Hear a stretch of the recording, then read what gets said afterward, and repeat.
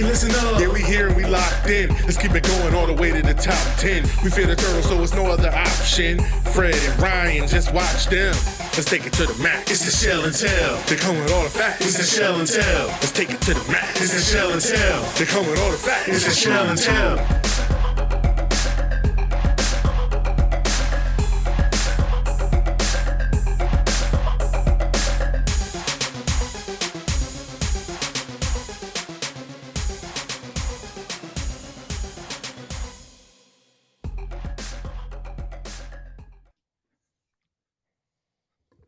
What's up, Terp fans?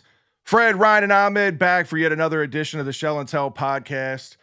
I'm fired up. You fired up? Terps wrap up a hell of a home season on senior day at Xfinity with a big win over number 21 Northwestern today. So we're going to discuss what's been behind the team's success this season and everything that's been a magical run so far. And then we're going to look ahead. We'll look a little bit ahead at the big tourney. We'll look pretty far ahead at March Madness. And hell, let's look really ahead to see who can come back next year. and after we wrap up the basketball segment, we'll hit on a few mailbag questions and then take a dive into football with spring ball roughly 1 month out from spring ball. Oh my God, that's hard to believe. Yeah, football 1 month away from kicking things off. Wow, that's crazy. Snuck up on us. Yeah, unreal. Well, we got to start with the hottest team pretty much in the Big Ten right now. The hottest team on campus, 20-9 now overall. The Terps men's basketball team, 11-7 in the Big Ten. Finished a perfect 10-0 at Xfinity in big play after their huge win today over Northwestern, 75-59. In my opinion, their most complete team win of the year. We're obviously going to talk a little bit about Purdue and the big win that was because we haven't been on the air in over 2 weeks. So we got a lot to go through. Again, in my opinion, the hottest team in the Big over the last 10, going 8-2 since their tough loss on the road in Purdue. Well, you said the hottest team on campus. That's the one that's hard to argue is like clearly they do not lose at home. So they are the hottest team on campus. Unfortunately, they give us just too many road games. Let's just play them all at home. Yeah. I mean, you have to be honest, though. I mean, if you look at this Maryland team, the way that they've kind of turned the corner this last month gives you a lot of confidence. And I started to kind of look at the Big Ten just as a landscape overall, the way that Purdue's kind of sliding, in my opinion. I think there's a host of teams, Rutgers, Michigan, Iowa. I think there's Michigan State. I kind of view them all collectively. And I think Maryland's kind of, maybe peaking at the right time. So definitely, obviously, being able to string together these wins and to finish the home slate of your conference schedule undefeated is a hell of an accomplishment. Yeah, a lot of seniors with the back against the wall mentality versus the freshmen at Purdue that have kind of hit that wall, like the ceiling of what they can do in their first year. So it's a good spot to be in when they're all lining up. Yeah, I mean, like you said, they're firing on all cylinders. They're playing hot at the right time. It has been a bit of a roller coaster, I will say, the last week and a half. You had the emotional high and energy that came off the big win versus Purdue at home and the whole court rush and everything that was about that. I mean, we're going to talk a little bit about that big win and our experience there at Xfinity. Then you had the disappointing showing on the road in Nebraska. Dante Scott, I mean, had an absolute awful game. Worst game as a Terp that game, in my opinion. Could not hit a shot. And then you had the nice ass-kicking return winning at Xfinity over Minnesota. Dante bounces back, scores 18, shooting 7 for 9 from the field. And then obviously the big win today over a top 25. So again, it's been a roller coaster of a week and a half of emotions. Yeah. And I kind of felt just kind of going into the Purdue game that, even though that, obviously it's Maryland unranked versus a top 5 opponent, it felt different than maybe I kind of viewed it in past years where it felt like, oh, like Maryland has to get this. Oh, like they need to, like it has to be their night. Like I didn't really feel that going into the Purdue game. And I felt that, Maryland has shown just, especially on defense, I think that they've kind of been pretty consistent all season with just how good that they've been, how disciplined that they've been, whether in the half court or full court. I mean, I think that's been probably one of my biggest, what I've enjoyed watching the most. But it just feels like this Maryland team has a real chance to go in it every night, really. Yeah, the the win at Purdue, as Ahmed called it, it was 10 years to the day after the Duke game. That was a really cool coincidence. We looked ahead, and as far as I'm concerned, we should just look at scheduling from now on. Refuse all schedules that don't put the top team on that day. Like this just seems to be a tradition at Maryland where we rush the court on said day. I mean, it was their first upset of an AP top 5 team since 2016. Like you said, 10 years to the day over the big win over Duke. It was again a complete game. The energy of the crowd there. That I'll let you kind of go on this, Ryan, because I know you're you hold the crowd to a very high standard. This game, we had an interesting perspective. We have those. What are they called? What do they call the tickets, Ryan? TerraPass, I think it is. Right. I got season tickets and they move every game. It's been a great deal. I like it a lot. So I think our tickets were supposed to be up in one of the corners of this for this game. But we ended up meeting up with a good friend of the show, Brendan, and ended up sitting in the Miller Lite deck area, which is Bud Light. I'm sorry, Bud Light. We're not sponsored, so I'm not apologizing. Whatever, Bud Light deck. Hey Miller, if you want to sponsor us, we'll call it the Miller Lite deck from now on. Yeah, right. Behind the one basket, and we ended up sitting there for the entire game. It was actually a really cool view. The energy of the crowd there was intense. You had beer right next to you, so if you needed a beer, it was good. So if you haven't checked that out at Xfinity yet, it's actually a really cool spot to sit. Yeah, the last game, actually, Ellis was up there. The whole M Club was having their day, so it was jam-packed. You weren't getting a seat in the Bud Light deck that day, but it's a cool little spot to hang out, good view of the things, and just it's more of what Maryland needs to be able to bring it as a destination and not just people watching games. Get people in there so that when it is a great game, they do pay attention, they do get loud. Yeah. Right. Make it an experience. So yeah, hats up to them. Yeah. And just the crowd and the intensity behind it. When we went on that big run in that game, it was like a 29-4 run. We shot 11 of 14. Purdue went 1 for 10, I think, during that stretch. It was incredible, man. It was clutch threes from Hart, Jameer's top of the arc with only 6 seconds left on the clock. I mean, it was one thing after the other. And then even though Dante had been struggling late, hit the game clincher 3 that you called off glass. I will say that it was off glass. I don't know if he called it with like 1:20 to go in the game, man. It was just all things went right in that game for the Terps. Everything felt right, man. I mean, ever since that Patrick Emilion dunk, the breakaway that lit the place on fire. I know you said you went back and watched, and really the turn was the technical foul. But in the moment, in the game, what actually felt like the turning point was the Patrick Emilion dunk, the timeout, the hitting the rock and roll part 2, and you just saw that they were trying to get together. They were trying to get themselves concentrated, and there's 18,000 people screaming at them, and they're looking around at the crowd and paying attention to the whiteboard and the coach. So it's a weapon. It really is an absolute weapon. These coaches call these 30-second timeouts to try to take the crowd out of it on these runs, and you're calling a timeout, and it's like the most exciting thing the crowd does the whole game. You're not taking us out of it. This just took us to another level. Your timeouts are useless now. Right. Yeah, and I thought, just being able for Maryland, obviously when, you talked about the Emilion dunk sparking that run, the 18-point lead for Maryland ended up being Purdue's largest deficit of the season. I think that obviously, they played Northwestern a few days before that. They had obviously the Indiana game this past weekend, but I just think, it was just kind of an all-around effort, and just that second half dominance. Just again, it's kind of the latest tip in Kevin Willard's cap for just his coaching job this season.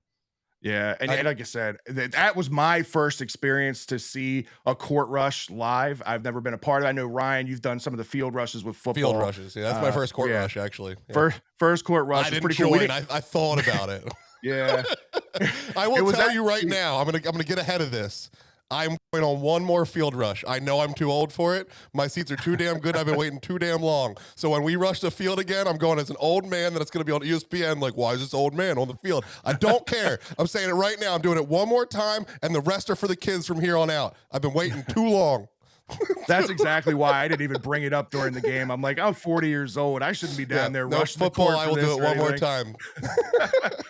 But it was really cool to see. I mean, those fans, what was kind of funny is, I mean, they bought in early, and you saw the fans kind of getting close and getting down towards the court, with probably 3 or 4 minutes left to go in the game. Like it got, still, to me, it was still a little nerve wracking. Like I've seen weirder things happen and worse things happen, specifically with this basketball team.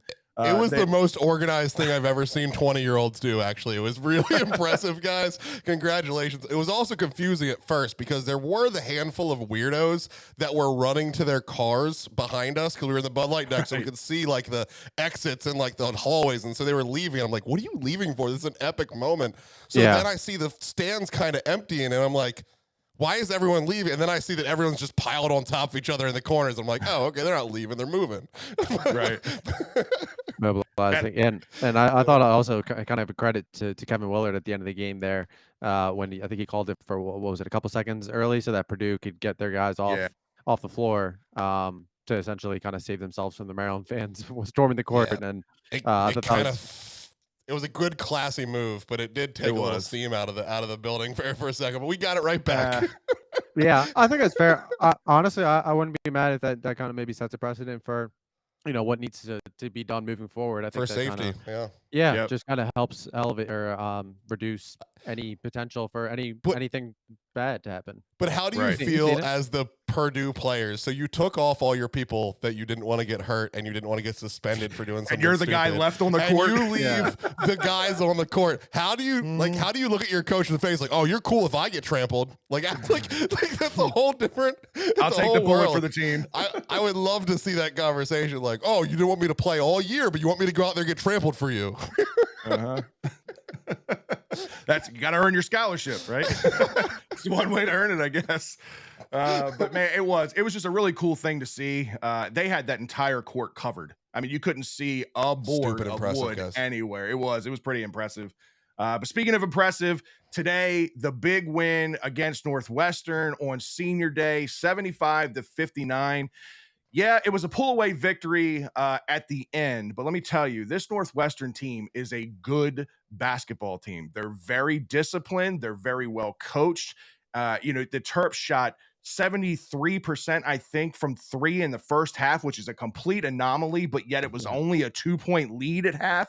So in my head, I'm thinking this team's not going to shoot the ball anywhere near this in the second half, and we're not going to be able to keep up with them because they were matching us bucket for bucket in that first half.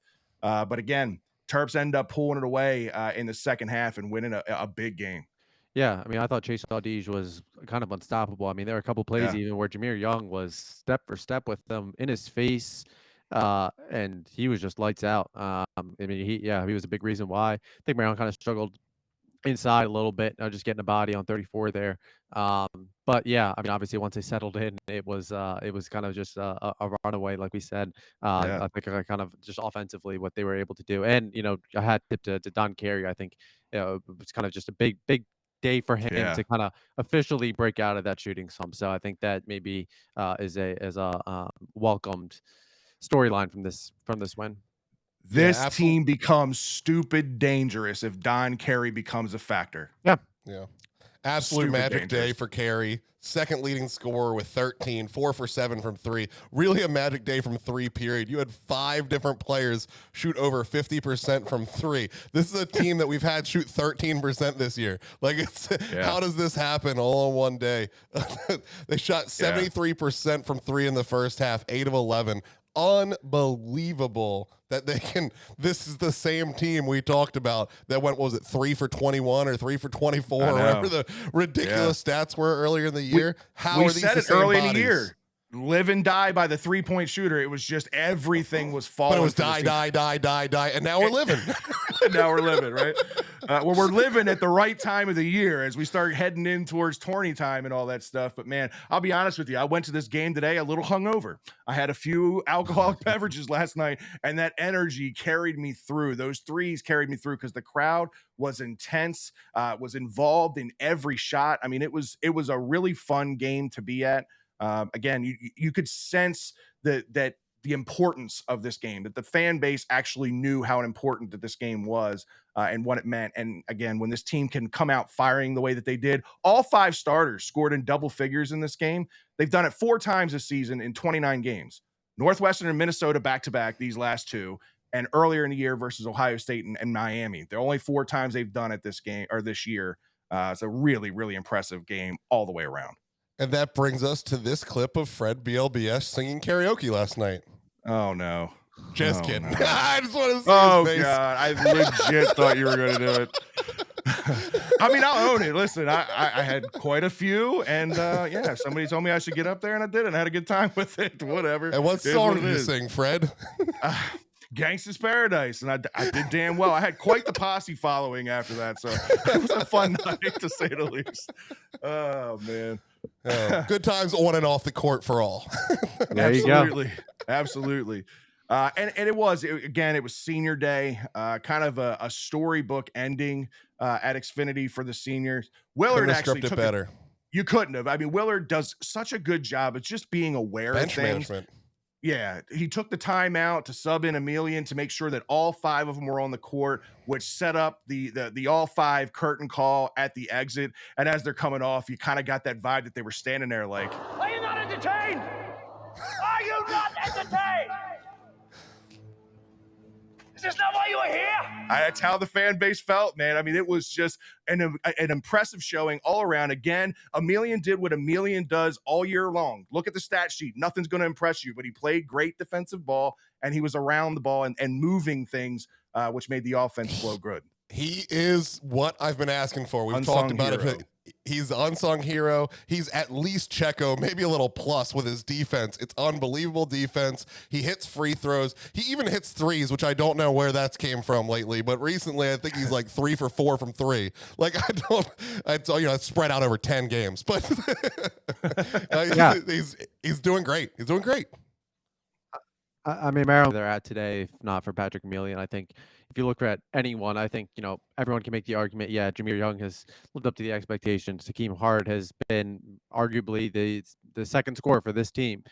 Julian Reese has really stepped up second half of the season, but I think Patrick Emilian has been really the X factor in Maryland needing to win to be successful through Big Ten play. Because at the end of the day, I mean, Julian Reese, he struggled with it in games inconsistently, just with foul trouble and whatnot. And Emilian has had to fill in those minutes, whether it's the latter minutes of the first half or, crucial minutes in the second half midway through, to just kind of fill that. And it's never felt like a true 4-on-5 where it has been with other, in the past with other, bench players. Right. And not to say that Emilian's that you can go to him every single time in the post, but that if he needs to, yeah, he can still hit the mid range or whatnot, and he's able to kind of always been able to outperform the stat box, whether it's on the boards. And you look at Maryland's size this year. We haven't really talked about it much the last 2 months of the season because guys like Julian Reese has stepped up, but again, also Patrick Emilian. So I think you guys touched on it. Willard just being able to do all the right things, but I think he's also done a really good job just kind of maximizing this roster skill set. Yeah. And with that step up, Julian has also stepped up in not getting in foul trouble. So Emilian is not being used now in the emergency backup role. He's being used in the role Willard would like to use him in. He puts him in there with him sometimes. He puts him in there in relief. He puts him in there when he wants to use him instead of, oh crap, Juju has 3 already. Like it's really gets, you can see a difference now in the production when he gets to be used how Willard wants him instead of the only center we have behind Juju. Right. Well, you mentioned difference, right? And that's kind of one of the things that I wanted to talk about on this week's show is what's been the difference with this team, especially as of late, right? I mean, the most consistent thing, I think, all year long, you talked about it earlier, Ahmed, defense. They have been a great defensive team all year long. I think that sits 1A and 1B with obviously Jameer Young's play, is probably the most consistent part of what this team's been able to do week in and week out, game in and game out. And I think a name that nobody knows or not many people know, 6'10" Grant Billmeyer. Who's that, right? That's the assistant coach, that Willard's big man expert, man. He came over from Seton Hall with Willard, and he's kind of the big man guru, and you're seeing it on the court and his effect that he's had on Juju. Because again, I'll be the first one to say it. I was questioning Juju in the beginning of the year and his play in the beginning of the year. Well, it's night and day from where it was before that Purdue game, the first Purdue game, to where it is now. And I think a lot of credit goes to Grant. Yeah, and I think when you kind of look back, I think that maybe the Purdue game, even though or at Purdue when Maryland lost, Yeah. you're going up against Zach Edey, who's one of the best college basketball bigs in the country, and Reese more than held his own on both ends of Yep. the floor. And then around the same time they played Indiana, Trace Jackson Davis, again one of the top big men in the country, and Julian Reese was able to hold his own again, find success on both ends of on the floor. So I think maybe that kind of maybe helps spark some confidence. And then obviously I think Dante Scott's also kind of been able to help a little bit in the wins when he's able to kind of just find a little bit more offense. I know that Nebraska game going 2 for 16, he was able to kind of bounce back from that today. Yeah. Yeah, the Nebraska game was one thing, but honestly, yes, was Minnesota his bounce back? But being there, it didn't feel like it was going to happen. The reason they were 18-18 in that for early part of that game was because Dante was playing just as bad at the beginning of the Minnesota game as he was at Nebraska. He had a travel call. He had a weird turnover where he was trying to do a 2-foot shovel pass to Hart that went for 2 points the other direction. And I'm like, what is wrong with Dante? And something clicked, and he looked like the Dante he's always been. And that's when we went on that run and took over. He's 100% a confidence player, and you could tell he was pressing some in those games. And when he starts off on the wrong foot, it's just usually Do you remember the play that he broke out on? The play that he broke out on was on the Minnesota game. He was playing terrible, and then the shot clock was expiring, and he threw up a circus trick shot, just a nothing, like shouldn't have came anywhere near the basket, and buried it at the buzzer. And from then on, he played like lights out Dante. 100%. That was a confidence booster. He felt the swag come back, and it was a different man from that play on. And that was, of course it takes skill to do that, but there's an awful lot of luck when your elbow's in the wrong spot, your hand's in the wrong spot, and you're flailing and you're sinking it at the zero. All right. So, but yeah, that was the absolute turning point in that game, and they took off. Yeah. And we talked about Juju and stuff. I just wanted to bring up the stats just so you could see the difference in what he's done, especially over these last 4 games, right? He's averaging right where I thought he would be, right? When in the beginning of the year, when we were doing our predictions and I said he would be that double-double kind of guy, whoever's last 4 games, remember, this is in Big Ten play, he's averaging 12.7 points a game, 11.7 rebounds a game, 21-12 versus Minnesota, 16-16 versus Nebraska, 10-9 versus Purdue and Ely, and 12-10 today versus Northwestern. But I think the biggest key to those numbers is him staying out of foul trouble. Today, he didn't have a single foul in the first half. I looked at the board. I'm like, is that right? Is that stat right? No fouls on Juju in the first half? One foul. Right, exactly. He played the most minutes of his minutes. Yeah, played 33 minutes, most minutes of the season in a game for him today. Could he clean up his free throw shooting at times? Yeah, that's been a little bit of an issue. But outside of that, I mean, he's played a really, really good basketball these last 4 games. Yeah, I think just kind of with Jameer Young and Julian Reese, obviously, I mean, just being able to have that high-low attack and the inside-outside shooting a little bit.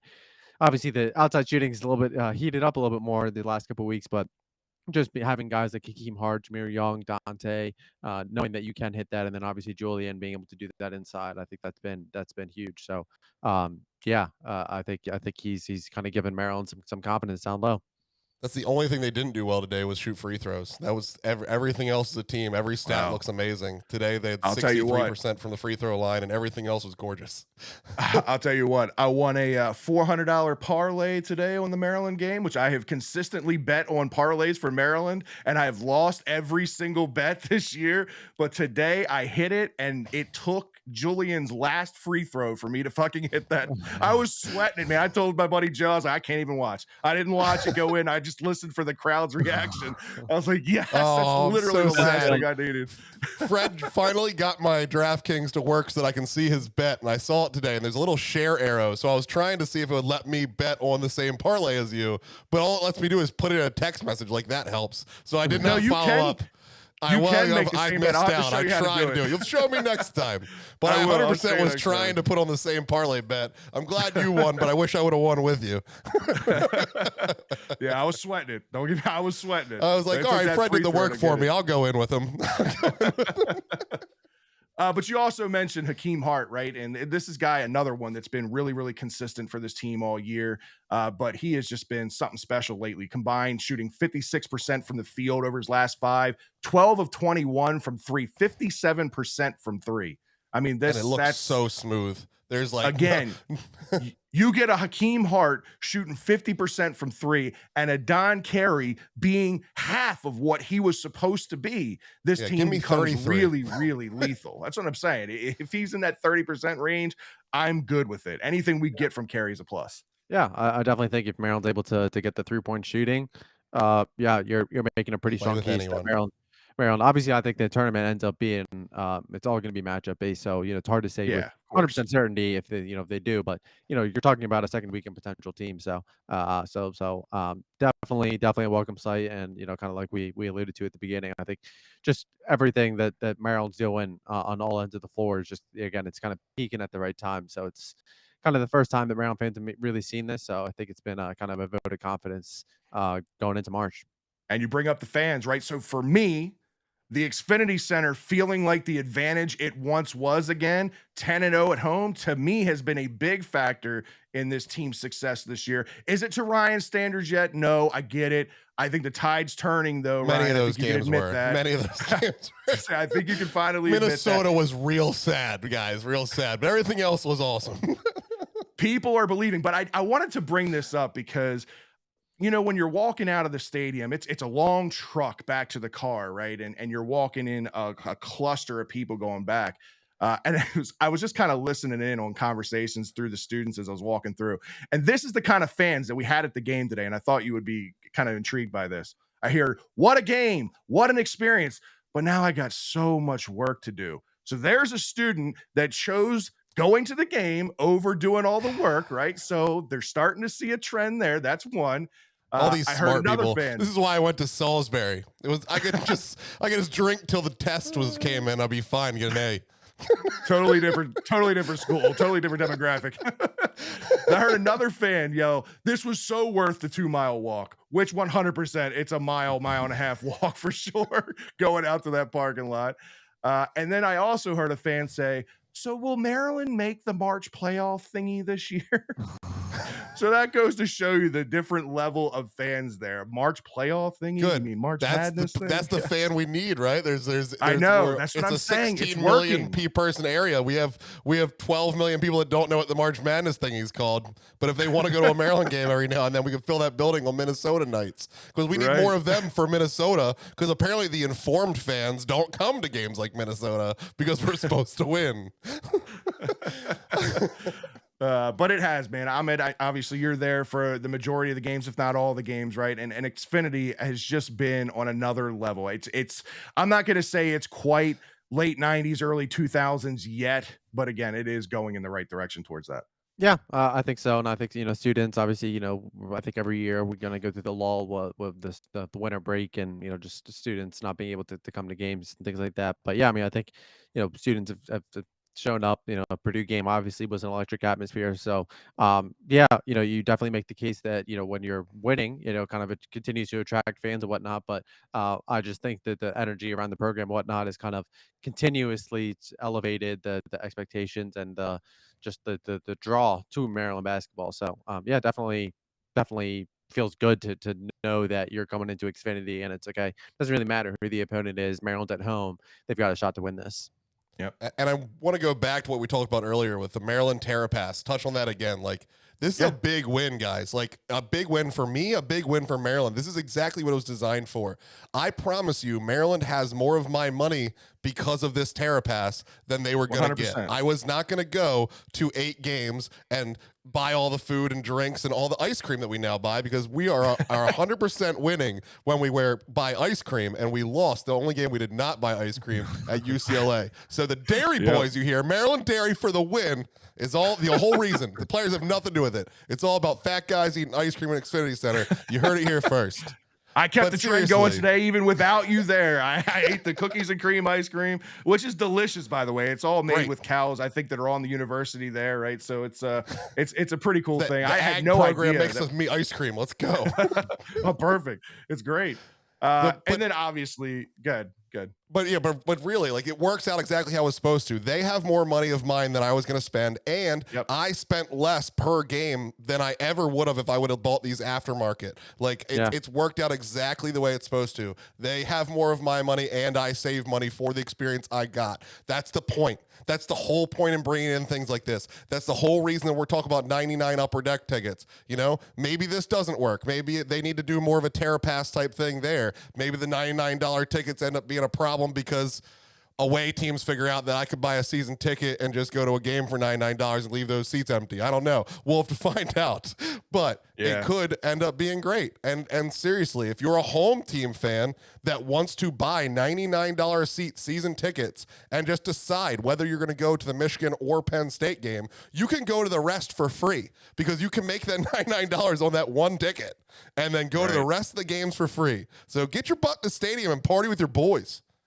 That's right.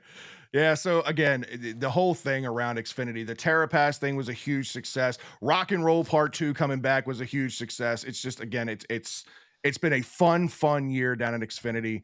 And then obviously the biggest factor of them all, it's the Kevin Willard effect and what he's meant to this program in such a fast time. Credit to Al Galdi, I think his name Galdi, for this stat. Turgeon, over 10 plus seasons as Terps head coach, went 19-41 in regular season games versus the AP top 25 teams. Kevin Willard in his first season as Terps head coach is 5-3 versus AP top 25 teams. And Ryan, I know you dug a little bit deeper into that because it goes beyond 5-3. Yeah, I added some notes here. 2 of those 3 losses were 3-point losses, 1 possession games. In fact, we had the ball and took the shot to go into overtime in both of those games. So it's a lot closer than even that record looks. And then let's not forget that currently Miami is a number 13 team in the country, and we beat them on a neutral court, not at home. At that time, and they were undefeated them. They beat everyone but us in their first 14 games. They should have been ranked during that game. So that record could be far better than what it is. It's already great. It's already way better than Turgeon ever thought of. And we are like 6 points away from it being 8-1. Like that's unbelievable. That's absolutely unbelievable. We're 6 points away from being 8-1. Yeah, and this isn't about a shitting on Turgeon thing. This is just it was an eye-opening stat to me. Again, this is in year 1 with a squad that he kind of had to throw together. Small sample size, we'll admit it. Yeah, he had to, convince these guys to buy into the program that were still around, had to get some guys in that transferred in, and it's been the perfect brew of things that come together. And again, you're starting to see what the commitment you're getting from the players in effort week in and week out, whether they win or they lose. You never question effort or quit in this team at all. Yeah, I think that is completely it. Going into the season, I think everyone, talked about, just Willard, when it came to, fan appearance and just his public image for the program, check mark, local recruiting, being able to get Jamie Kaiser, Sean Harris-Smith, Jonathan Lamoth, all local guys, all 4 stars, check. A lot of the questions, were still centered around, okay, how is this team actually going to look? And I think, and 95% of the facets, every box has been checked off. Um, I think that, we talked about last show, I believe, who should be Big Ten Coach of the Year, and I said, I think it should be Chris Collins. And at the time, I said, well, especially after they followed up the Purdue win with a win against Indiana, I saw, definitely just considering lose your top 2 players, projected, I think they were second to last in the Big Ten. Like it was pretty clear cut in my mind that it was going to be Chris Collins and Willard was going to finish out the top 3. But after today, I thought about it. Obviously Maryland and Northwestern go head to head now. Both programs have wins over against Purdue and Indiana. And like you said, Willard just being able to construct this roster so quickly and to be able to do that. I think I don't know that it's 100% that Willard gets it, but I do think that today's win, the Purdue win, just as another validation that he should get it. And even if he doesn't get Big Ten Coach of the Year, not that, I just think that he has a very strong, legitimate case, even as a non-Maryland fan. Beyond that, like we talked about, everything that he's doing, the wins have come, obviously. It's not just, moral victories, Right. and how they're doing it and what they're doing when they're not on the court, with the recruiting and whatnot. I think it's just kind of been an A+ so far. Speaking of recruiting, real quick, and I'll let you finish too, Ryan. this just goes to speak of who Kevin Willard is and what he does.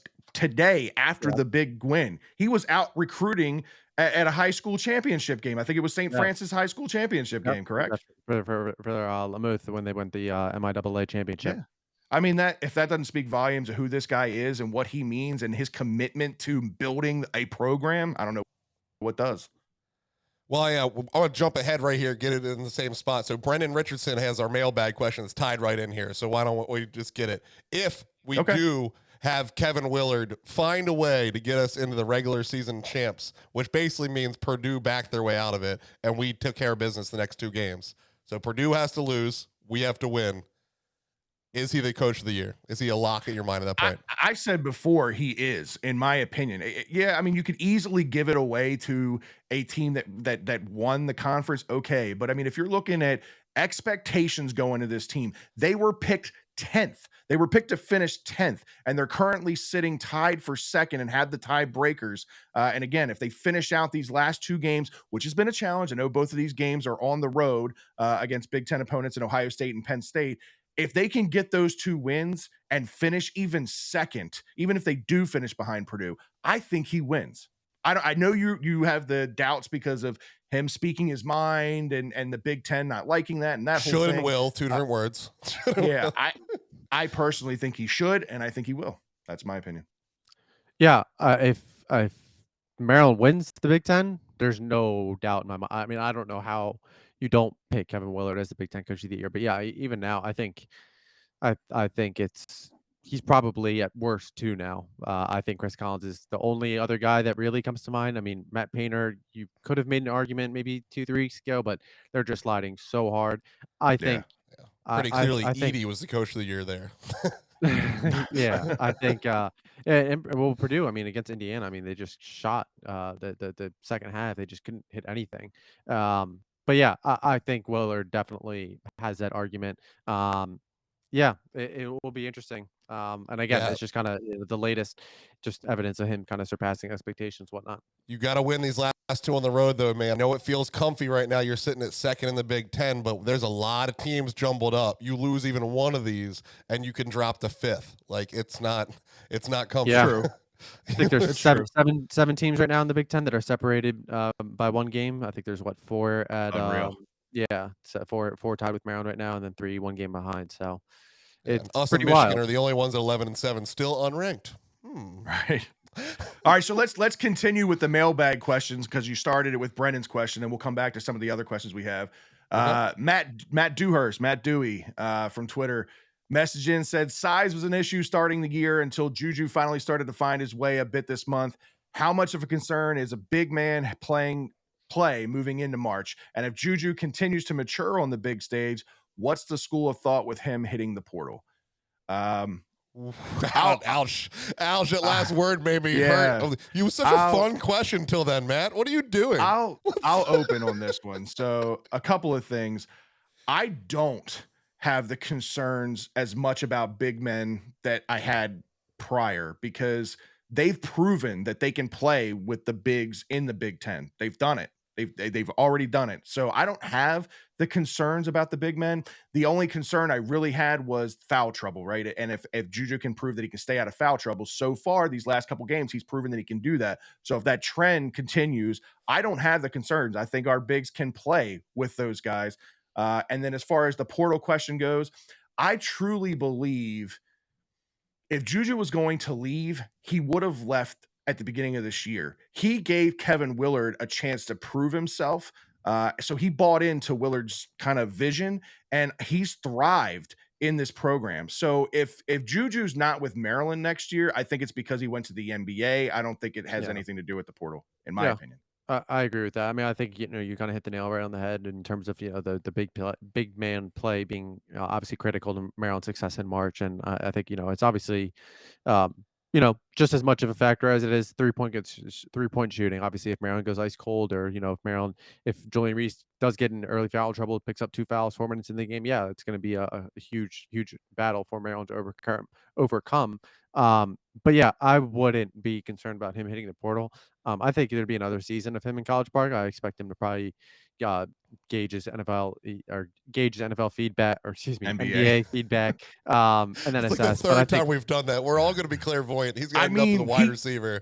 It's might a be able to play another tight end. yeah, another yeah, episode we did it even. It's like he yeah, I think he'll definitely have a good chance at coming back for another season. But I think we kind of talked about what Maryland, how Maryland was able to kind of turn their season around, not just kind of start peaking at the right time. And I think we all talked about how Julian Reese, his play against the top big men in the country, it kind of sparked that confidence. So yeah, it's gonna be an integral part. I think Reese has kind of been doing a good job of being efficient inside, and Willard has been consistent in his praise for that. So see that being a huge point of emphasis over the last next month or so, through the last 2 games of the regular season into Big Ten tournament.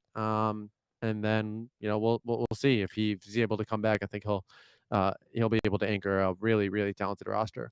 And I also think that Willard does a great job of time management with these guys when they do get into foul trouble, that you never see a guy get fouled out with too much time left in the game. I think he does a good job of, hey, when a guy gets 2 fouls early in the first half, we're sitting him until X amount of time, until under the 4, whatever it is he feels comfortable with. I think he's done a really good job with that.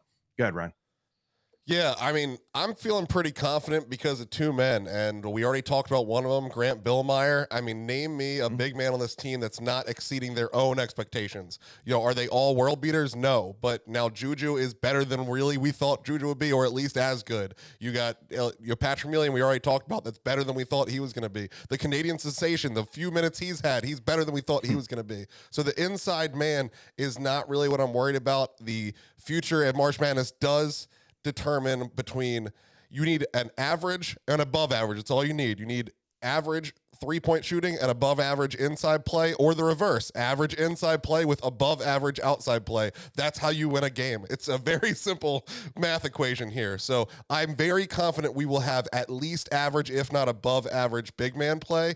I'm not as confident that this run of threes is going to continue. I'm very happy we're getting hot at the right time, but it is a much smaller sample size. The big men have been good since basically the second Michigan game, which if you look at the schedule, it's really the first time that this team had a break to be able to actually practice and not go game to game to game to game and get into this system. So I feel very confident the big men are who they say they are.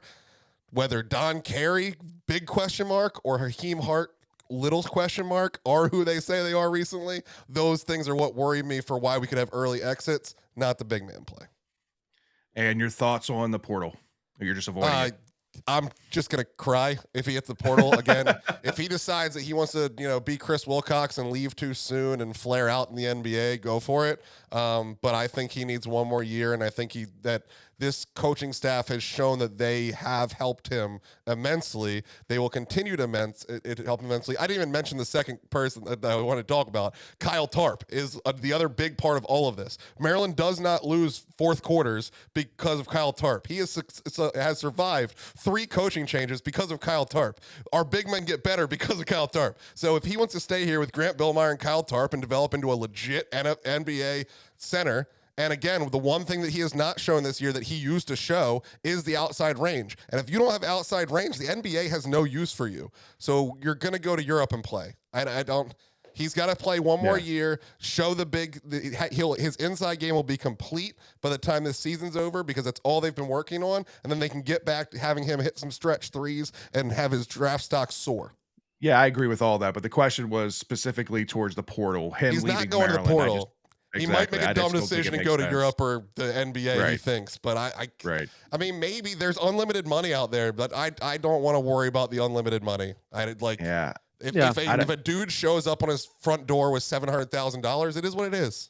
It's just, we can't worry about that now. Let's have fun till the end of this run.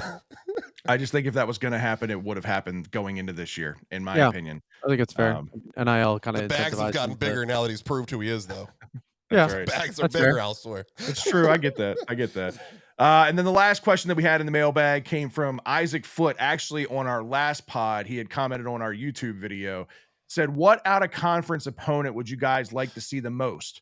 He said, for me, it's West Virginia, because I can't stand Bob the Slob Huggins, and I think they are exactly on Maryland's level and would be the most willing to schedule us because the Carolina teams just duck us. So, okay, the I want to question extend this is, out real quick.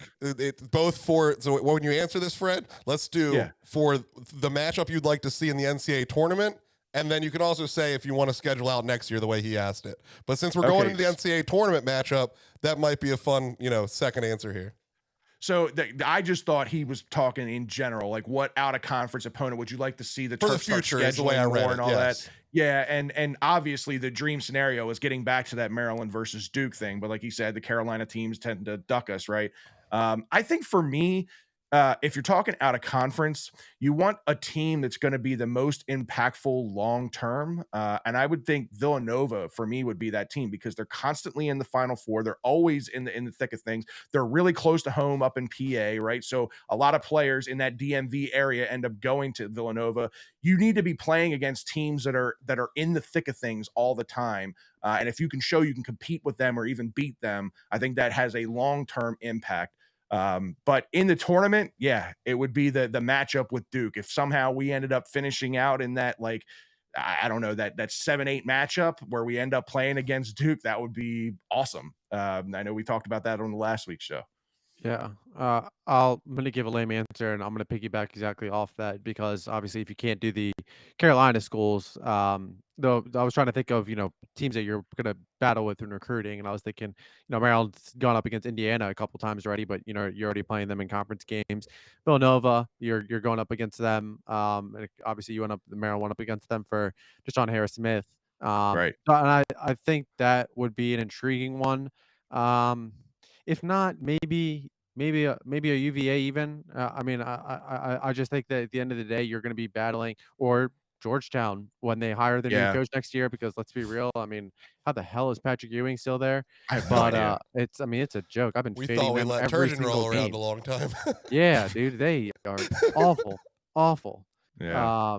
But yeah, so I think maybe if once they hire their first year coach, I think maybe be kind of cool to schedule them in year one, and then Willard to kind of stomp on them and say, hey, we're still big brother.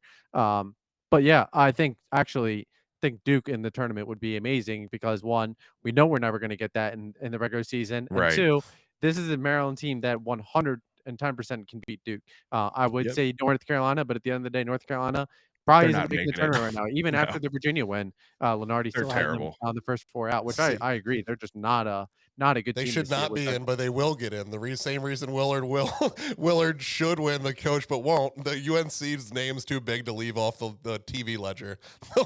They'll hand it to him. What a joke. If they Lifetime get in, that's a Achievement joke. Award. Yeah. I mean, I think they'd be was it the first national champion to, or excuse me, the first runner up to not make it to the tournament the year after. Right. So it's kind of insane, especially returning. But yeah, I just think that Maryland Duke, obviously, I mean, like for the reasons I mentioned, you're never going to see them in the ACC Big Ten Challenge, unfortunately, under even Shire. So just being able to beat a team like Duke to go to the Sweet 16 or go to the Elite Eight, yeah, that would be chef's kiss. For the future scheduling, the way that this was asked, I want Texas. I enjoyed the Texas in football, and think it'll be a fun little rivalry. They took Kevin Durant out from under our nose back in the day, and it's a big name and still a team that you probably could beat most years anyway. I think that would be a big enough draw for the fans because that's always a part of it to actually get people to go to the building. It's a big time name. But this year, I want a rematch. I want UCLA back. I want the fish that got away. I do not care, bro. Undefeated at home. We're not talking about Bruno, man. That's the loss I don't want to talk about. We got destroyed by Michigan the first time, and we revenged it. We got destroyed by UCLA, and we have not gotten to avenge that. I think it would be fun. Now, I don't want to see them weekend one. Don't get me wrong. Don't get me wrong. I'm not that confident. But if we win one or two games and end up against UCLA, that will be my dream scenario. Yeah. Remember that happened at Xfinity in front of us, right? I understand, Fred. It's the one that got away, and I think that motivation from that team could make things happen that aren't supposed to, and we could end up on a line we weren't supposed to be on. Yeah, I don't think this is the same Maryland team that they were back in December and that UCLA lost. So I could see Maryland playing better, but and I know UCLA, they're coming off that 4-point road win against Colorado today, and I'm not even gonna bring up the fact that I had a -7. So but yeah, I think that's they're just a really tough team. Like I think there's kind of like a handful of teams in my mind that I think can really win it this year. Uh, UCLA is kind of still Again, in that second weekend. I in want to that. see him in the second weekend, but That's that fair. way it Yeah, doesn't because matter it's either way. Yeah. That way yeah. it doesn't. I think that's fair. I think it'd be a good matchup. Yeah, obviously, and then you get them again next season too. Right. Yeah, I'll just be Absolutely. happy to see if they're in our division. That's all. Give me So some after hope. this crazy week and a half of success, the big blunder against Nebraska, where do you think this team is? Should they be ranked? Will they be ranked? Do you even really want them to be ranked at this point? Is it really even critical that the team is ranked? No, I mean, to me, it doesn't make a huge difference. They should definitely be ranked. I'd probably have them in the 18, 19 range. That's kind of what my expectation is, and it's kind of what I already pre-wrote in my article. So just we'll see. We'll see if I call it. Just If drop not, I that there. have the edit. Well, change So the we'll number or not post it, as they've been making us And not the number every week. but How many weeks you yeah. had this article written? I wrote that one this afternoon, but yeah, I mean, I definitely think this team should be ranked. It doesn't do anything for me in the sense that it's not like, oh, like great, like this is we need to sell the papers on it or anything like that. I think it's more of at this point, it's all about seeding and whatnot. And I think it's more about the eye test. It just kind of with March right around the corner. But yeah, I think this team definitely, especially after the Purdue game, I think that they will be. I think they should be 100%. But do you think the team cares? Do you think it's a sense of pride, or do you think it's a chip that it gives them because I they're think not only in and the they're other being direction. underlooked? Exactly. That's Yeah. my thing. Should they be ranked? Yes. Will they be ranked? I'm not sure. Do I want them to be ranked? Absolutely not. I don't want them to get ranked ever. I want them to get underseeded in the NCAA. I want us to be like a 9 or 10 seed and just make these guys pissed off the whole A time. niner like, in there? did I hear a niner? Yeah, I mean, talkie. I do not want. I want them to be underdogs forever. I think this team wants it and needs it. Yeah. And I don't know if they know they need it, but I want it to stay that way. Yeah, and I don't think, and I think I misspoke. I think I said after the Purdue win. I think I meant after the Northwestern win. Yeah. But I think obviously just with Maryland kind of getting there. No, I don't think that Maryland needs that validation. I do always think it's interesting how Willard is so conscious and so publicly conscious about the net rankings and quad one wins and whatnot. So I think that's always kind of fun to watch. But He's I just think talking more to of it. recruits. Yeah, exactly. That's very true. Very true. But I think it's more about seeding at this point. I've seen a lot of people have Maryland as a 8 seed, some as a 7. I think Maryland maybe kind of is making an argument, especially if they win the last 2, that they kind of jump a seed line there or 2. All Yeah, right. we lose on the Big Ten in the road. That's when we lose. The neutral site games, we actually did pretty well. Other than a terrible first half against Tennessee, we would have a really good neutral site record. I mean, we beat Miami, we beat Providence, Tennessee again. We laid an egg in the first half, absolutely destroyed them in the second half, and came up just 3 points short. So we were talking about a neutral floor. We are not talking about flying to Iowa and staying in a 2-bit hotel and having 300,000 no-teeth locals breathing on us. That's not where we're going. Wow. All right. So we talked a little bit earlier about with the Juju and Matt's question about him potentially hitting the portal and the NBA and not being here next year, all that stuff, right? So I wanted to talk to you about, obviously today being senior day, right? 5 seniors were recognized in today's win. I wanted to see like what you guys thought about the chances of this team, these guys actually moving on, who might actually come back, who's exhausted all of their eligibility and has no opportunity to come back. Because I think that might be some questions that I think some of the fans out there may have is who really could potentially be back and want to commit to another year under Willard in this program. We got Leon Ahmed first. Who's got eligibility left? I think Emilian's the only one that wouldn't have eligibility left. Okay. So Dante Scott, Jameer Young, Keem Hart, they would have another season. I think it's most likely that I would venture to say Hart is the most likely to come back because I think Jameer is a prime guy where you kind of look at him and he's kind of like Armando Bacot where you NIL would incentivize a return, and yeah, the NIL package would be huge, but yeah, it would be something where it could potentially bring him back for one more season. Now, there's been no shortage of NBA talent that's come through College Park. I think today or Sunday, the Brooklyn Nets were in attendance for the win over Northwestern, and a lot of these home games, you've had 8, 9, 10 scouts on hand. So the interest is definitely going to be there. I mean, he was very intent last year on even when he committed to Maryland. Hey, I'm going to Maryland if I decided I'm going to do one more year of college. So I think that might be a little bit tougher, and I can't say that I really have my hopes up too much on Dante Scott. Obviously, I don't know what his pro potential is, what his outlook is right now. So maybe he's another guy that with NIL that could incentivize a return. But I would kind of view Hart as probably most likely, and don't see Don Carey.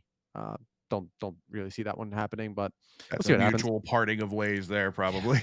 Uh, I I would don't, I think. don't, I don't, I don't know about that. I just think he was another guy kind of like Jameer, where he just wanted to kind of go pro. And I don't know what the opportunities will be. I mean, all kinds of opportunities internationally and whatnot, but Yeah. just don't know that I feel super great about another season out of him.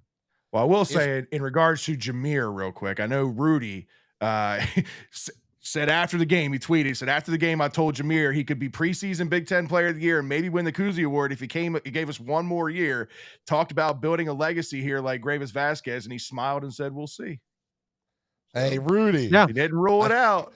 Rudy, can you help me out with a bag real quick? I got some luggage I need.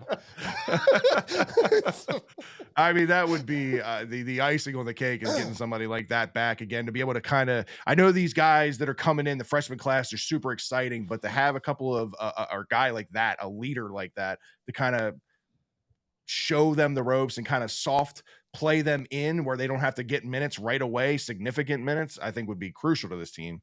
The question also comes into the total number of scholarships. Like, if we're assuming Juju's back, how many spots would we even have to try to entice these people back? That's another big question.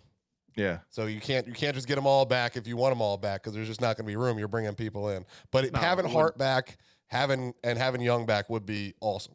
Awesome. Right. I mean, Dante, it's not going to be upsetting at all, but to see the steps that they've taken, and I believe Hart has been the most consistent person since January on this squad.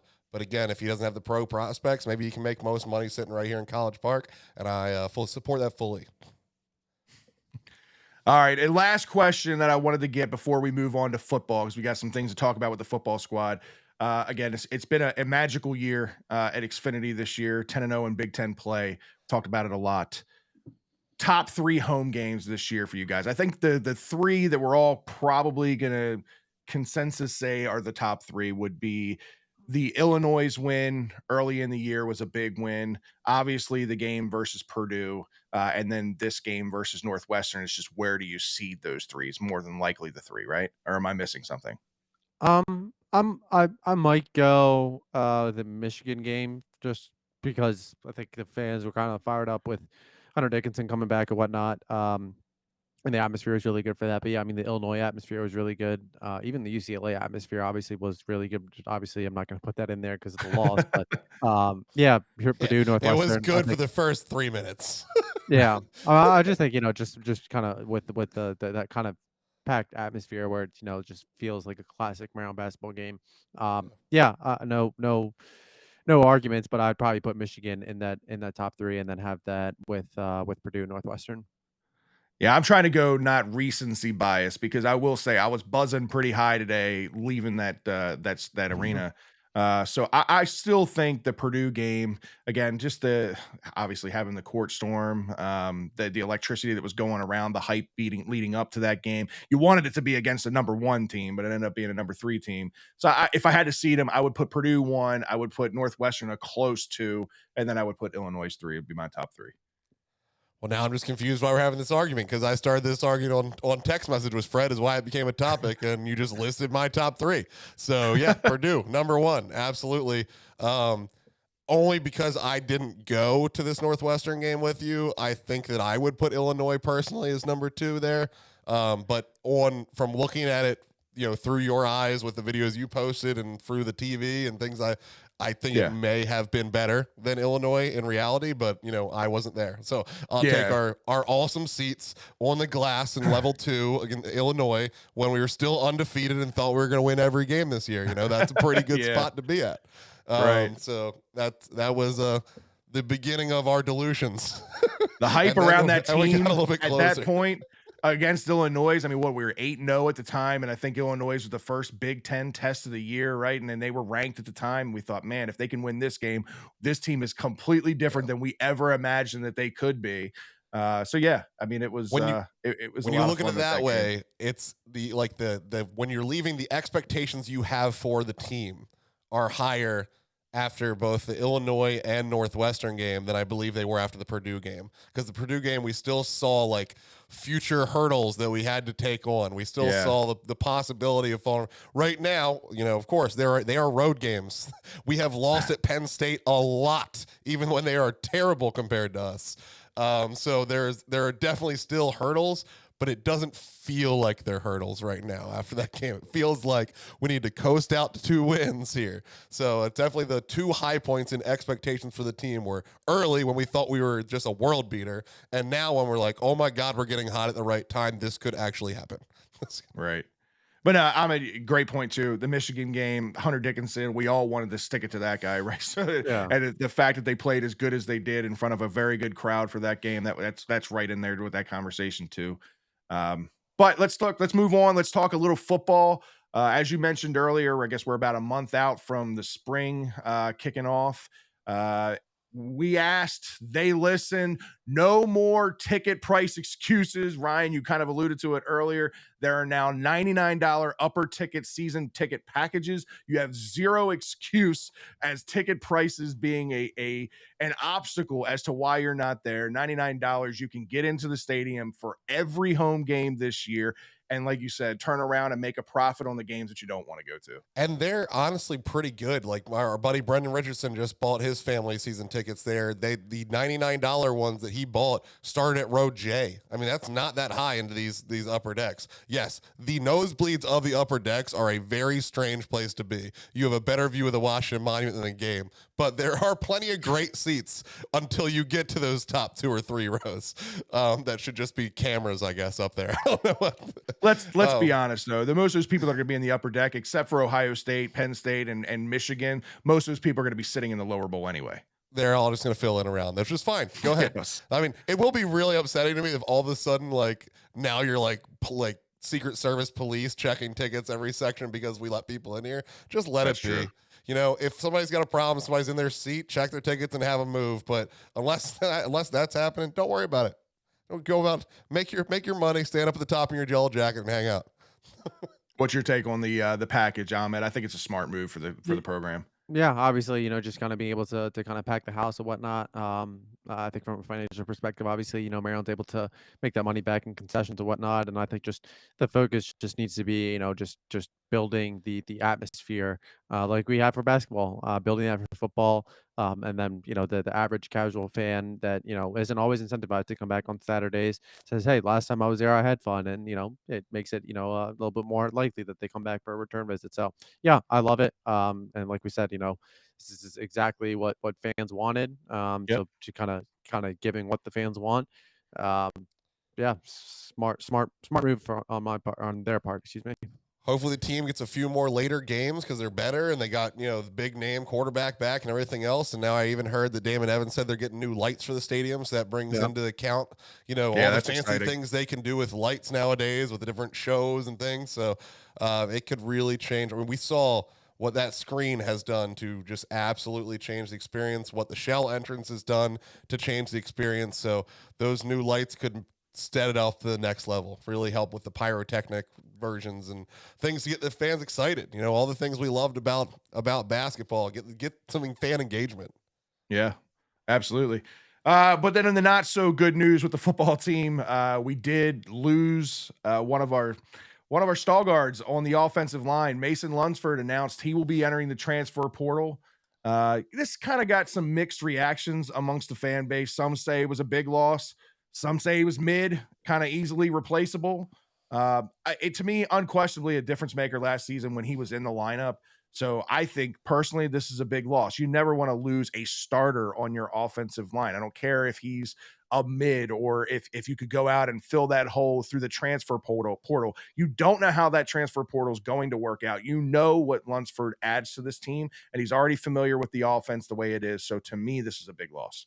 Yeah, and I mean, there were kind of some rumblings about it during the season, and whatnot. Nothing, crazy, and whatnot. But yeah, I mean, it was obviously a big loss. Guy, he started 2 seasons now. I don't know why an average fan would look at it and say, oh, it's fine, whatnot. Because he I had do a think few Maryland. false starts and it just stuck into their head. But yeah, it's a huge Yeah. loss. It's a huge Yeah, loss. I yeah, get over the fact he had a few false starts. That's yeah.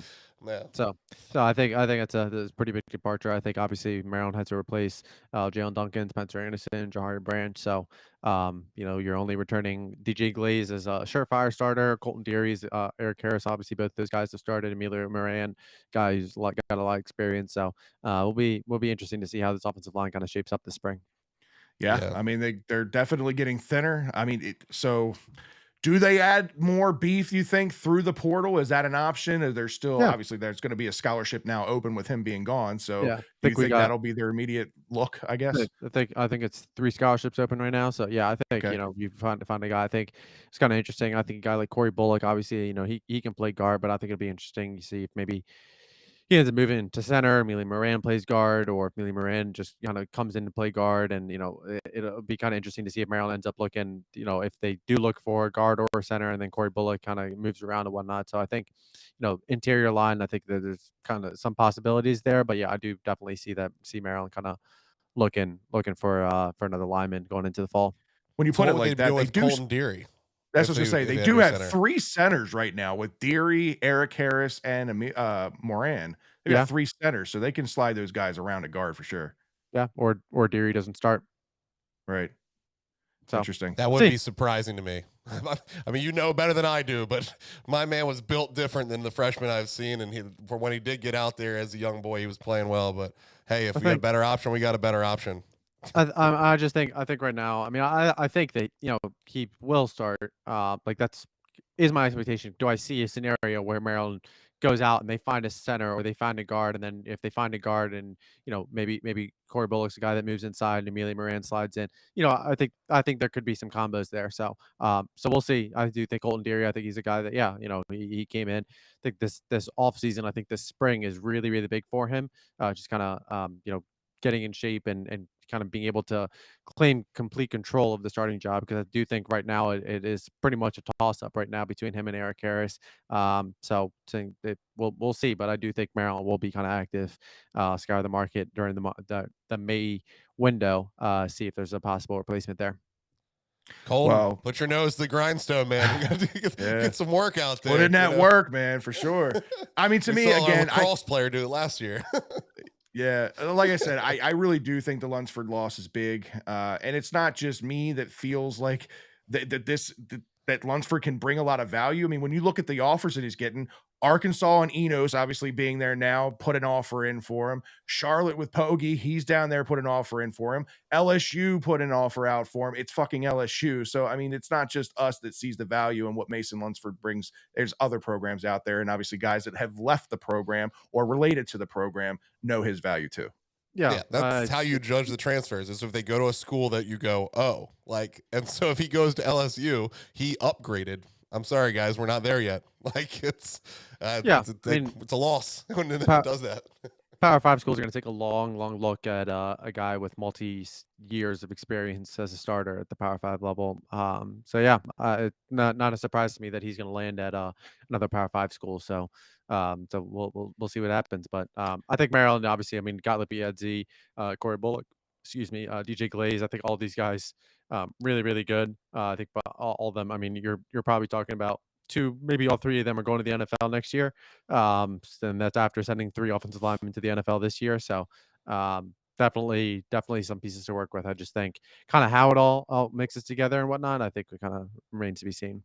Well, speaking of the NFL and Terps headed to the NFL, right? So there's been a lot of buzz around some Terps with the combine coming up and with preparations for the combine. Specifically, the wide receivers have stood out. A lot of guys are talking about just how fast the Terps wide receivers have been and how they've been timing. Most notably to me, Jacob Copeland, who obviously there was a lot of hype with him coming in from Florida, just didn't get a whole lot of run, just didn't get a whole lot of opportunity while he was in here. But they're saying that he could end up clocking around a 4.2 time. I knew he was quick. I just never thought that he would be in the 4.2s, right? But that he's also training with Anquan Bolden. Now, I'm a Raven fan, so I got to see Anquan Bolden up close. Anquan Bolden was not a speed guy. He was a physical guy who used his body and his strength to his advantage, right? If you can combine that, which Copeland can be that guy. Copeland's built like a man too. He's got strength, right? If he can be that physical receiver like an Anquan Bolden and yet test at a 4.2 type speed, look the fuck out, NFL. This guy could be special. Seriously. Yeah, I think I'll always think of Jacob Copeland as the guy that should have done more at Maryland, and it's not because of like his ability. I just think that he didn't get used enough. I think Right. that he's going to be a guy that he goes to the NFL and he's going to flourish. So yeah, I'm not entirely surprised by that. And yeah, I think it was Matt Millen or what was it? One of the Twitter guys that was talking about the speed between the receivers and then Deontay Banks and whatnot. So yeah, definitely impressive. I'll be kind of interested to see where which receiver ends up getting drafted first. Yeah, the Deontay Banks stat I saw that was most eye-opening was one receiver over 50 yards in his career at Maryland. Like, I don't know how that didn't come across our plates till now. I mean, I knew it was good, but that's really, really good. That's right. I think this year I don't think he allowed a reception over 30 yards too. Yeah. Right. And Yeah. this year was the first time that was over 50 yards against him. It was Marvin Harrison Jr. over at Ohio State. So, some schlub. He's, some bum. You also had Dante Demas chirping on Twitter saying y'all ain't seen nothing yet. And listen, there's one thing that I will never question about Dante Demas is his work ethic, right? I think this kid's going to work hard to make sure that he's prepared for the draft. And if he can get back to the Dante Demas that he was prior to that injury, man, this kid is also going to have a good NFL career, a very long NFL career, in my opinion, if he falls into the right system. Hopefully he had that Saquon Barkley knee. Year one, it's just not right yet. You're still working back, but year two, Takes a you while. look like the old Saquon, So if he looks like the old Demas, those 5 games we had going on before he went down in the Iowa game in a heap, shoot, he can make a big name for himself, whether it be late or whether it be undrafted, it doesn't matter. If long as he makes a roster, that kind of talent shows back up, he'll be on 64. Yeah, I agree. I think it'll be really interesting to see how his medicals check out and what kind of feedback he is there. But yeah, I think obviously day 3 is probably most likely for him, but obviously just kind of the upside there I think is still evident. So yeah, I'm sure not going to bet against him. Now, one of the things that kind of stood out to me and I wanted to bring up to you about Terps preparing for the draft, Chad Ryland kicking 66 yarders. That doesn't surprise me. 66 yarders for this kid. I saw him doing it in practice. We saw him doing it up close and personal when we went to Charlotte, kicking, bombs from 60 plus. So that doesn't surprise me. But what the stat was that surprised me was his current ranking as far as where he rates in the draft with kickers.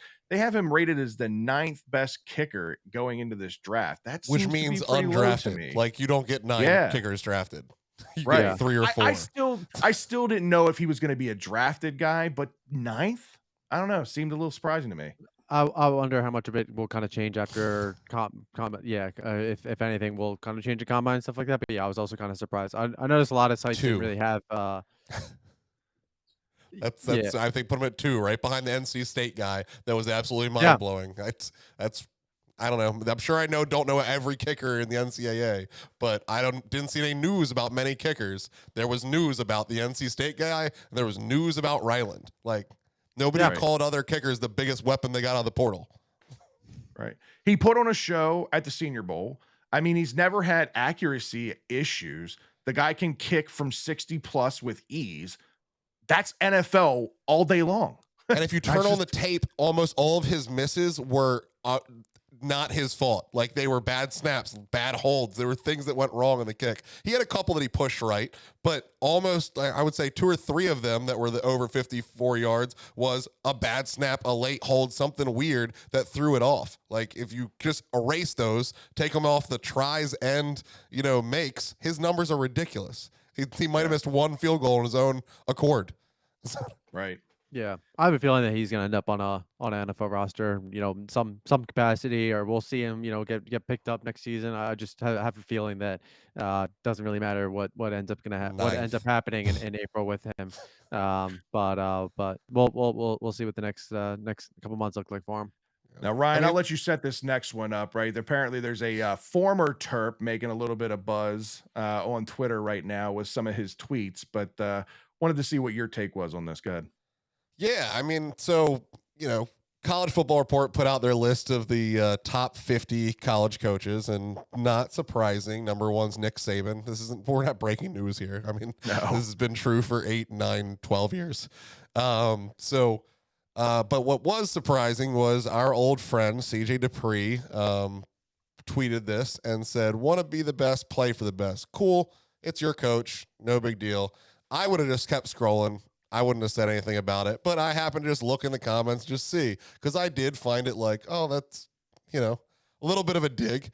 And apparently many Maryland fans felt that same way. We got Bye Denver said the Locks disrespect is crazy though, CJ. We got Tyler Judd 01. No doubt, but the disrespect on Locks is crazy. Got other people in there with the Terps, the Terps logo, Mr. Loxley slapping it up and down. So I think people felt some sort of way. I don't know if they should have. I certainly know they shouldn't have commented. But I just kind of wanted, since people were talking about it, I want to get your guys' takes on it because I felt some sort of way, but was just going to move on with my life. I would have moved on with my life too. I wouldn't even second guess this. I don't think this is CJ throwing any shade towards Locks at all. And I really think their problem isn't with CJ. I think their problem was with Locks not being in the top 50, that they had a disrespect or an issue that Locks wasn't even mentioned in the top 50 on this list, I think is what my view of their takes is. It wasn't a CJ shot at Locks. You Yeah, see? I got you. I could I take it didn't. that way. I don't view it as a shot at Locks or Maryland at all. I think it was just kind of talking about Saban's reputation and whatnot. But so yeah, I'm not gonna lie. I hadn't followed CJ the day he went in the transfer portal. So We are not Loxley. We are not here for you forever. Yeah, I don't. I think it's just knowing that they've left on not the greatest terms, and yeah, I do think that if Loxley was even number 40 on this list and he had posted this, then maybe it wouldn't feel so sketchy. So maybe it is just a random chance event, and that nobody should feel butthurt on that. Right. Something that can't be. To say this actually leads to a good hypothetical question, because this was actually brought up in our group chat in the Thunderdome, right? Ashley Owasu, former Lady Terp, recently tweeted, Great. "Free me," along with a highlight clip of her from her UMD days, right? So obviously she hasn't been getting a lot of playing time at Virginia Tech for a while now, since she left, really. We all know kind of how a Big Ten top player here. Right. She was a huge impact here with the Terps. So if a player like that leaves, but realizes the grass isn't always greener, are you open to a reunion? Would the team be open to a reunion? So my hypothetical example. What if, and believe me, this is so hypothetical. A Brandon Jennings, a Chop.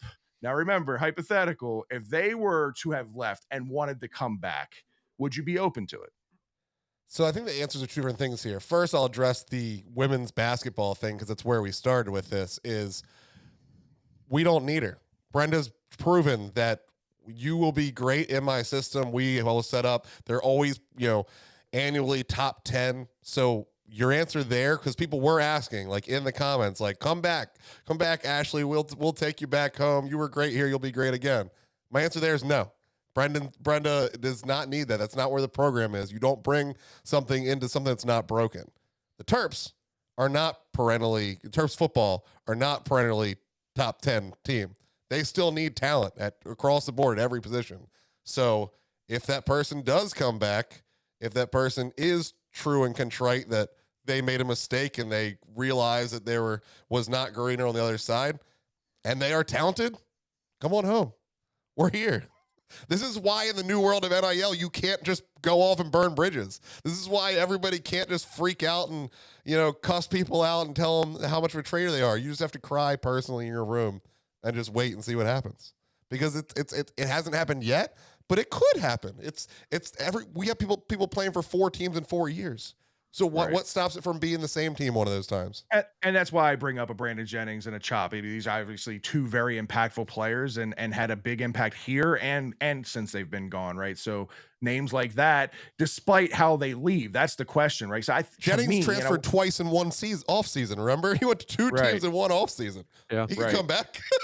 yeah. I think it's all kind of case by case. Yeah, I mean it's case by case. Like need on the roster. Especially basketball where there's only a handful of, like impactful scholarships versus football where you have 11 starters on both sides of the ball. Basketball, if Cudis will have, for example, we're not Georgetown. We don't need to fill scholarships anymore.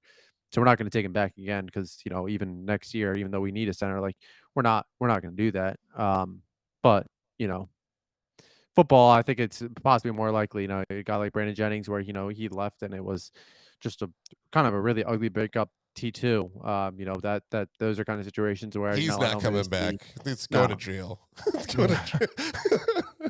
I don't like Daryl Jackson, for example. He's a guy where a lot of it was just him being homesick. So yeah, at the end of the day, if he called Maryland and kind of everything aligned, yeah, like a guy like him, yeah, that would be his kind of situation where I say, hey, Maryland, kind of kick the tire on him. So, but it's got to be on a case by case basis, especially when you talk about the portal, especially with the DMV. You're always going to have local people, local athletes that hit the portal that are always kind of looking to come back to the DMV area.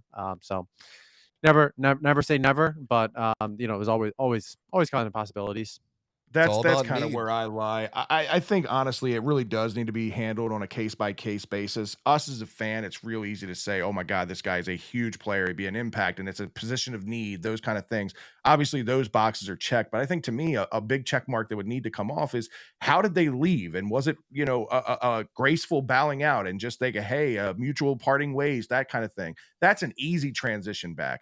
But when you got a guy that leaves a program, talks shit about a program, and puts people on blast, that kind of thing. I don't care how good of a player it is, the ripple down effect that has on the locker room and his teammates, you have to clear that with the team and with the teammates before you even First. consider bringing it back, in Yeah, my opinion.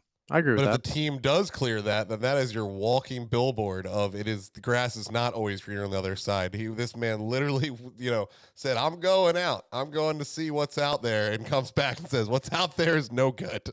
So there is Right. positives on both sides of it. Could it come back and be a cancer in your locker room? Yeah. Or it could stop other people from being like, I'm jumping ship.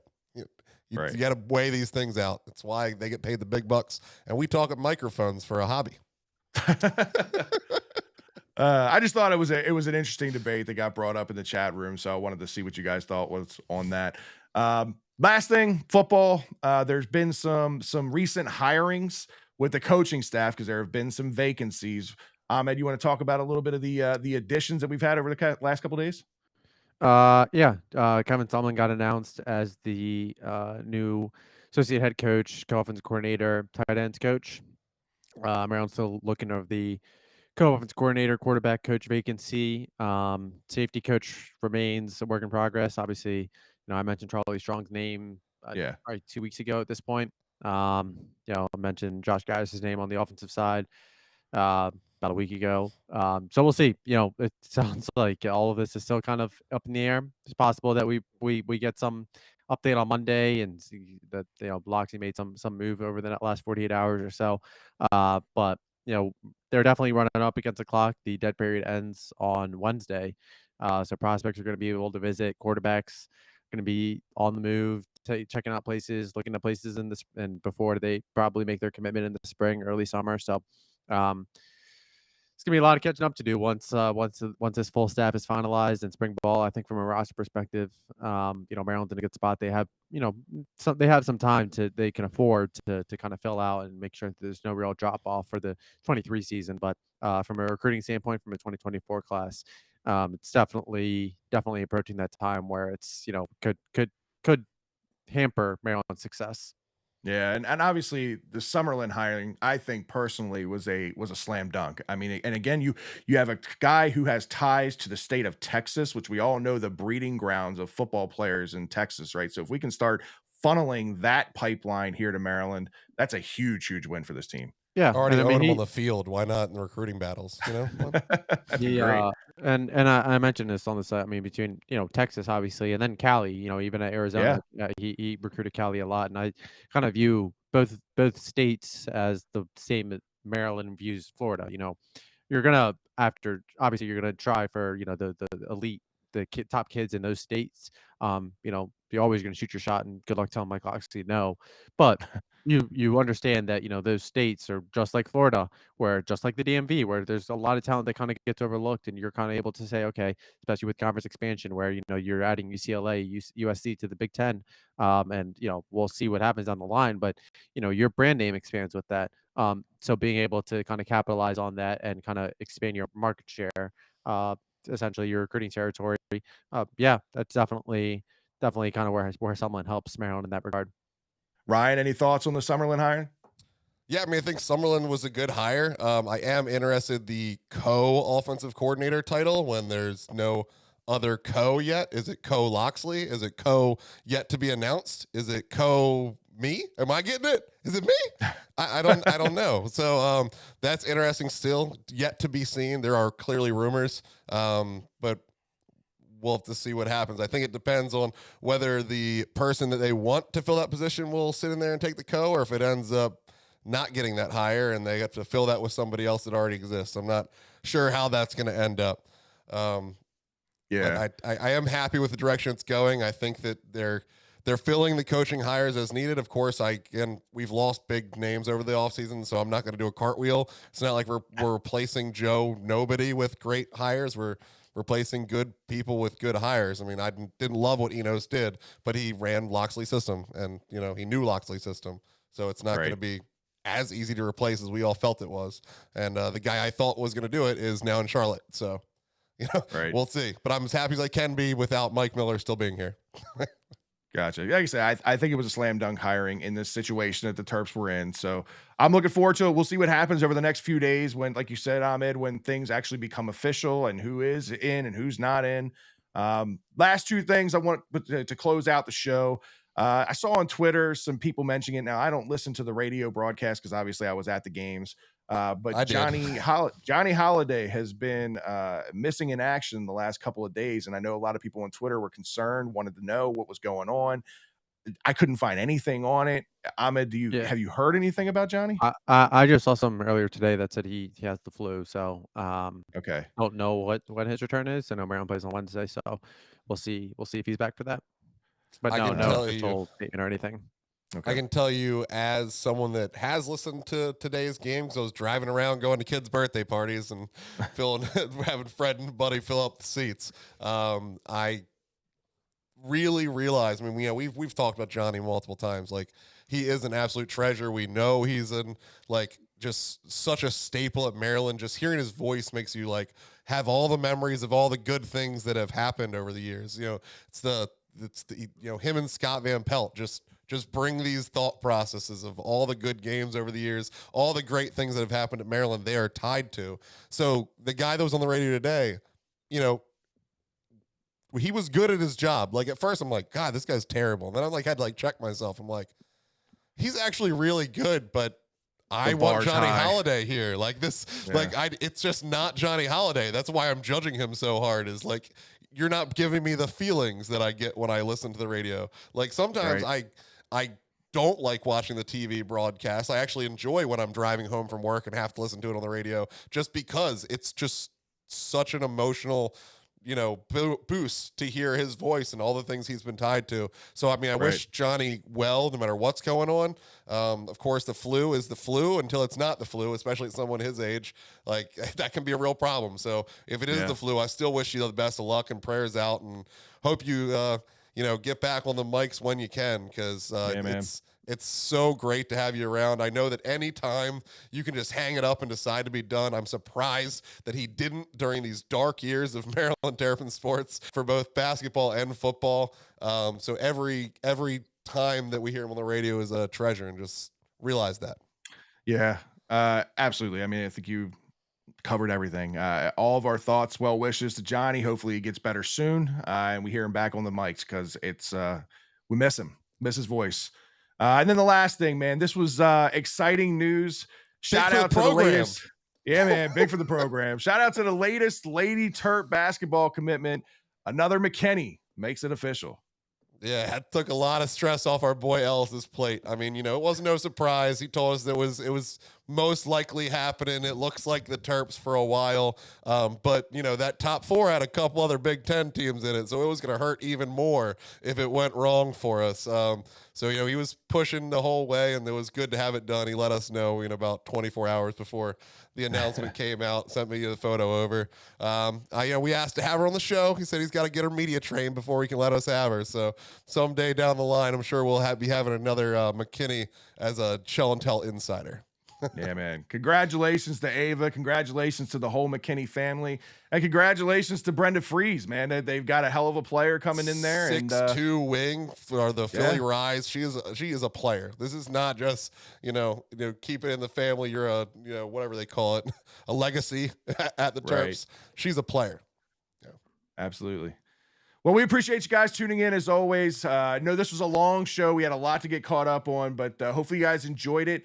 We're going to try to do the mailbag more and more. I say this every week, but we are going to try to do the mailbag more. We need your help to do it more. We do. So if you have any questions at all that you ever want to hear us talk about on the show, make sure you send them to us on social media. You can follow us all at Shell and Tell Pod. You can follow Ahmed at Inside Black and Gold and at Gafir the Turtle. Follow Ryan at Terps B. Espert. Follow me at Fred BLBS. And if you're not subscribed to Inside Black and Gold by now, I don't know what the hell you're doing. Get out there and sign up, because a little bit of information that we give you here, it's 10-folds what you'll get on Inside Black and Gold. So make sure you're subscribed. Yeah, he keeps the handcuffs on us. We got to keep the rest behind a paywall. That's right. Yeah, we push the limits.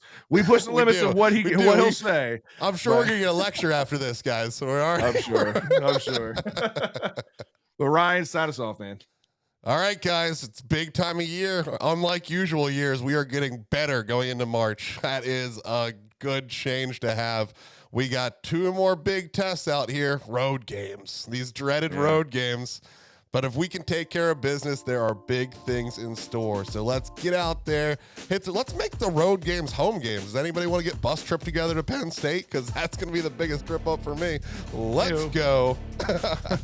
Till next time, guys, here's to wishing all is well under the shell.